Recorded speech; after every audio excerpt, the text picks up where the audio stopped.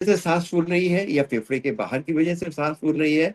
और अगर फेफड़े की वजह से सांस फूल रही है तो सांस की नलियों में, जिसमें हम लोग कहते हैं ब्रोंकाइटिस है, दमा है, सीओपीडी है, उसकी वजह से होती है, या इंटरस्टिशियम में वो स्ट्रक्चर जो कि एल्वोलाई और ब्लड वेसल के बीच का स्ट्रक्चर होता है, जिसको हम लोग इंटरस्टिशियम कहते हैं, जहाँ ऑक्सीजन डिफ्यूज होकर करके ब्लड में जाती है, वो अगर मोटा हो गया है या स्टिफ हो गया है तो उसकी वजह से सांस फूल रही कि नहीं होती है। उसके अलावा कुछ और टेस्ट होते हैं जिसको हम लोग 6 मिनट वॉक टेस्ट कहते हैं।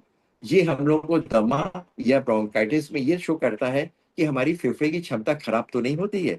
उसको केवल मशीन लगा करके चलना होता है और ये देखते हैं कि उसमें ऑक्सीजन डिप कर रही है कि नहीं करती। ये भी एक बहुत महत्वपूर्ण टेस्ट होता है। कुछ लोग ऐसा होता है जो स्पायरोमीट्री या लंग फंक्शन नहीं कर पाते हैं, बुजुर्ग हैं, बच्चे हैं, उनको ताकत नहीं है, उनको हम लोग फॉट करते हैं, फोर्स ऑस्टियोमेट्री टेस्ट कहते हैं। ये लेटेस्ट एक टेस्ट है जिसमें एक केवल नाक और मुंह बंद करके मुंह में वो मशीन लगा करके उसको फूकने को कहते हैं। तो ये स्ट्रक्चर वाइब्रेट करता है, जैसे अल्ट्रासाउंड में एक साउंड वेव लेके जाते हैं, उसी समय ये वाइब्रेशन जा करके फेफड़े के अंदर जाता है। और ये स्पेशली जो डिस्टल कंपार्टमेंट, छोटी छोटी जो एल्वोलाई होते हैं, जैसे हमने पेड़ के लिए कहा जो पत्तियां होती हैं वो एल्वोलाई होती हैं, वहां तक जाकर के उसके वाइब्रेशन से कैलकुलेट करते हैं कि वहां पे कहाँ पे कितना ऑब्स्ट्रक्शन है, रिस्ट्रिक्शन है, और कितना इंप्रूवमेंट कर सकता है। तो ये बच्चों या बुजुर्ग के लिए, या कभी कभी और एडवांस टेस्ट देखने के लिए कि उसमें पेरिफेरल या डिस्टल कंपार्टमेंट और लंग इन्वॉल्व तो नहीं है, ये सीओपीडी में भी करने के लिए बहुत महत्वपूर्ण टेस्ट होता है। तो फॉर टेस्ट होता है। एक टेस्ट होता है FeNO, fractional nitric oxide test, और ये शो करता है कि लंग के अंदर कितनी सूजन है। जैसे कि हमने बताया कि ब्रोंकाइटिस में सूजन होती है।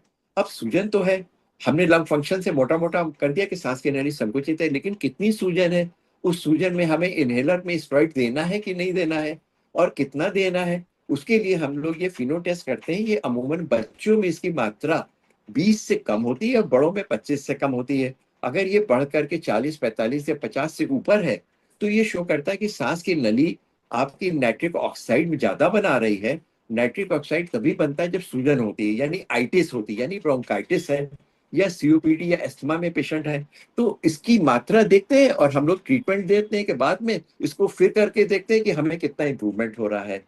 लेकिन ये थोड़ी सी महंगी इसलिए होती है कि जो इसकी कार्टलेज होती है वो एक पेशेंट में बेकार हो जाती है। उसी की मात्रा करीब 750 से 800 900 रुपए की एक कार्टलेज होती है जो एक पेशेंट में इस्तेमाल करके फेंक दी जाती है।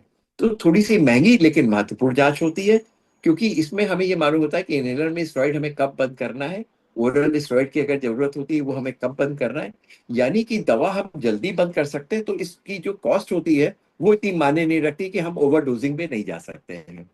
तो एक फीनो टेस्ट होता है, एक हमारा लंग फंक्शन या स्पायरोमेट्री होती है, 6 मिनट वॉक टेस्ट होता है। एक और टेस्ट होता है जिसको बॉडी प्लेथिस्मोग्राफी, या हम लोग कहते हैं एक चैम्बर में लोगों को बैठाल करके करते हैं। अगर आप कहेंगे तो हम उसको व्यू के द्वारा हम आपको दिखा भी सकते हैं। उसमें पेशेंट को बैठ करके बंद कर देते हैं, बहुत सेंसिटिव टेस्ट होता है। उसमें हीलियम और उसके साथ में ऑक्सीजन हम लोग ये एक सिलेंडर से पेशेंट के फेफड़े में अंदर ले जाते हैं और ये देखते हैं कि डिफ्यूज करके वो फेफड़े के अंदर ब्लड वेसल से लेकर के बॉडी में कितनी जल्दी पहुंचता है, यानी कि उसमें डिफ्यूजन कैपेसिटी कितनी है, और लंग फूल तो नहीं गए, यानी कि उसमें हम लोग वॉल्यूम टेस्ट भी करते हैं और ऑक्सीजन डिफ्यूज होकर के कितनी देर में पहुंचती है। ये यूजुअली हम लोग इंटरस्टिशियल लंग डिजीज या जब कोविड के बाद में पोस्ट कोविड या लॉन्ग कोविड जिसे कहते हैं उसके लिए बहुत महत्वपूर्ण होता है। सीओपीडी में होता है। ये एडवांस टेस्ट होता है, एक्सपेंसिव होता है, क्योंकि इसमें जो सिलेंडर होता है उसकी कॉस्ट भी करीब 10,000 से 15,000 के बीच में होती है, और वो बाहर से आता है, बैंगलोर या दिल्ली से लेकर आना पड़ता है। वो महंगा टेस्ट होता है, लेकिन साल में एक बार करके उससे हम लोग लाइन ऑफ ट्रीटमेंट और डिजीज का क्या कारण है वो मालूम कर सकते हैं। तो ये कुछ महत्वपूर्ण टेस्ट होते हैं जिसके द्वारा हम ये पता कर सकते हैं कि इस तरह की बीमारी को हम लोग किस तरह से ठीक